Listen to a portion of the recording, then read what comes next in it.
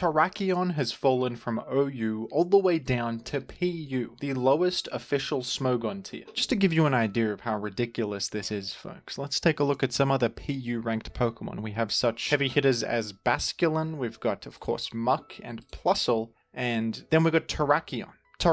This is not a bad Pokemon. PU is for bad Pokemon like this. This is once a king of OU. In Gen 6 it was UUBL. It's never been below UU. This is a solid Pokemon all around. It's got great offensive typing, high stats, solid speed, great offensive move pool, access to Stealth Rock, access to Taunt. It's got utility, offensive options. I mean, frankly, this has to be some sort of mistake. This Pokemon does not belong amongst Plusle. It just doesn't. And the PU Council has banned this guy unanimously already. One of the fastest bans I've ever seen. So how did this happen, folks? How did Terrakion drop even further down than Pokemon such as Flygon and Meganium? That's just nonsensical. How did this even happen? I think this incident was the result of a funny quirk of Smogon's tiering system. I believe Gen 9 was the first generation where they made it so that Pokemon could drop multiple tiers in the tier shifts. Previously, it would just be you can only drop one tier at a time, so from OU to UU, maximum. But with that system, it did take a while for the lower tiers to actually establish themselves because these drops are monthly, and then every month, everything drops one tier at a time only. So they implemented this system where if something has insanely low usage, it can drop more than one tier, stuff like Plusle and Minun or Meganium. And something you do see when new Pokemon get released, when new content comes out, like with DLC or Pokemon Home, is Pokemon that are probably at the OU power level dropping to UU just because of new toy syndrome. Everyone's using the new Pokemon, maybe stuff like Garchomp, Amoonguss, Greninja, Manaphy, are dropping in usage not because they're bad, but because they're overshadowed by all the new options. I'm a little surprised, honestly, to see stuff like Latios and Zapdos and Iron Moth falling down to UU. That's a little surprising, but I'm sure that they'll rise back up in the future. So usually in the first tier shift after DLC comes out, you see a lot of Pokemon placed in tiers that don't necessarily represent their power level. But still, even considering that, which always happens, Terrakion ranked in PU is the most significant outlier here. Maybe the biggest difference between a Pokemon's power level and the tier they're ranked in that I've ever seen in my life. But when you actually think about it, Terrakion's absurdly low usage in OU actually makes sense. Sometimes a Pokemon's usage doesn't reflect their inherent power at all. There's many factors that affect a Pokemon's usage. The biggest and most obvious reason is that Iron Boulder is now here, who not only outclasses Terrakion in terms of its competitive viability, being the most powerful, popular new Paradox Pokemon introduced in the new DLC, and in terms of flavor and new toy syndrome, people are probably going to lean more towards using the fun new robot Terrakion rather than the old Terrakion that they have probably already used in past generations. Terrakion doesn't really thrive in any particular area in Gen 9 OU, honestly. In past gens, this Pokemon would work well as a speedy hazard setting lead with access to Stealth Rock and Taunt for that disruptive edge, and stab close combat and something like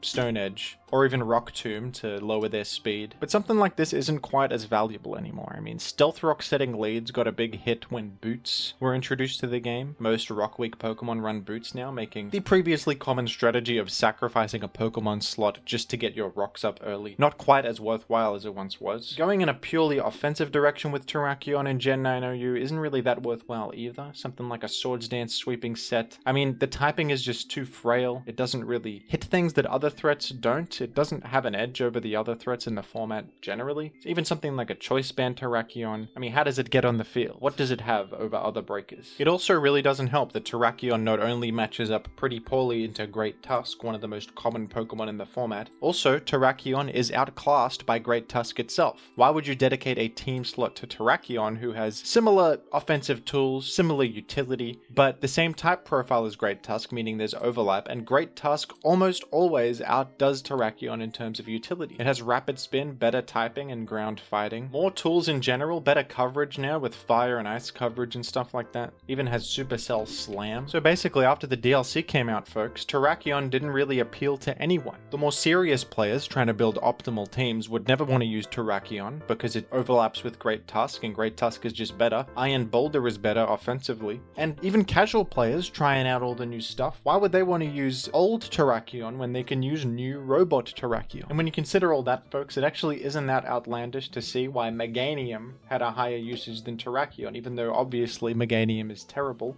maybe someone likes it because it looks like a Brontosaurus, whereas Terrakion, no one really wanted to use it for any reason. It's kind of a shame. I really like Terrakion. It's a cool Pokemon, but I guess that's what happens when power creep and new toy syndrome collide to absolutely send Terrakion usage down into the depths. In other news, folks, we have the survey results. Do people like the new DLC metagame? Do we think anything needs to be banned? Do we want that Coco Loco insane ban 10 Pokemon at once tiering method to happen? Well, let's take a look. The enjoyment factor of the new metagame is a 7 out of 10 from the general audience. I think that's pretty good. Honestly, the pool of new Pokemon are all fun, good new additions in my opinion. Maybe like some of them could be overwhelming with more time to test them.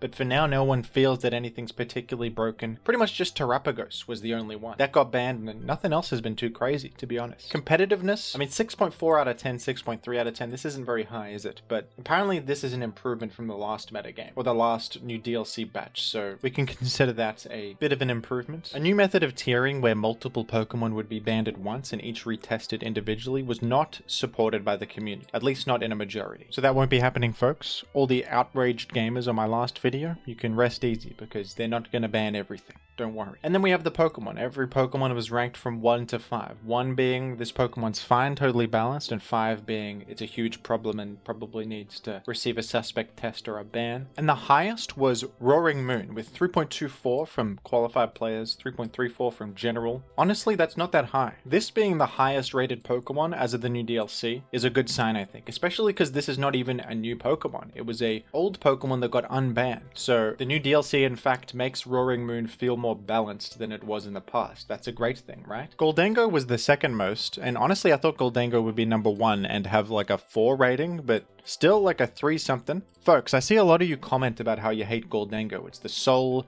culprit of the metagame, but where are you on these surveys? Go vote on the survey for number 5 for Goldango. Make your voice heard, because this is only a 3.26. This doesn't add up, folks. People are surprisingly okay with Deoxys Speed as well. I thought this would get a lot of support, maybe even have a suspect test or a quick ban, but no, Deoxys Speed, people like it actually. That's fun. I mean, it's cool to see a new face in the format, for sure. This Pokemon's enormous speed and versatility might prove to be an issue in the future, but for now, people are alright with it, so we're gonna let it stay for the moment. King Gambit as well. Remaining well-liked among the gamers. I still hate King Gambit. I still think King Gambit's broken, but if the people want it, I guess, what can I do? I do think that the influx of new options has made it a bit less oppressive than maybe it was in the past. I still think it's quite an inherently powerful, centralizing force that we should continue to look at in the future. And then we've got Kyurem, who was another one that I thought would get support. Actually, it's really powerful, but I mean, this Pokemon was a problem as recently as Gen 8, so it could be reevaluated in the future, but I enjoy this Pokemon. I really like Kyurem, always have. Cool Pokemon. Glad to see it back as an option. And we're okay with Volcarona and Gouging Fire too. Nothing else got that much support. We're totally okay with Great Neck, Superior. So at the moment, nothing's getting suspect tested or banned or anything. We're just going to leave the metagame as is. Isn't that cool? Everyone likes the DLC reasonably well. We're all happy to let the metagame evolve naturally for a bit, leave things as they are for now. Nothing stands out as too big of a problem. I think that's a great thing. The new content, overall, seems to have improved the OU experience, at least for now. How do you folks feel about the new metagame? Anything that stands out to you as a potential concern? Or is it all just upside? Is it all great? What have you been using? Let me know down below in the comments. And thank you for watching.